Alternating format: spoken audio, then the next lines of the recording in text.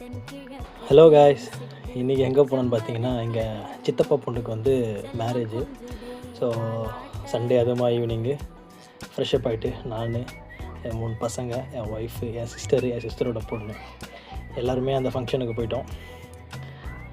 போயிட்டு ஒரு ஸ்டேஜில் ஏறி ஒரு பிக் ஒன்று எடுத்தோம். ஸோ இதுதான் அந்த marriage.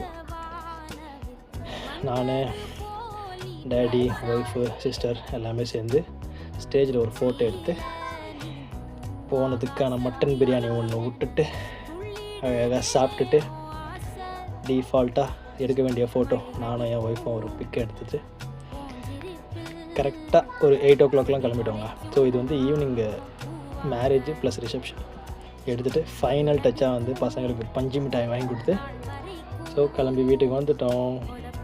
Bye bye, thank you so much.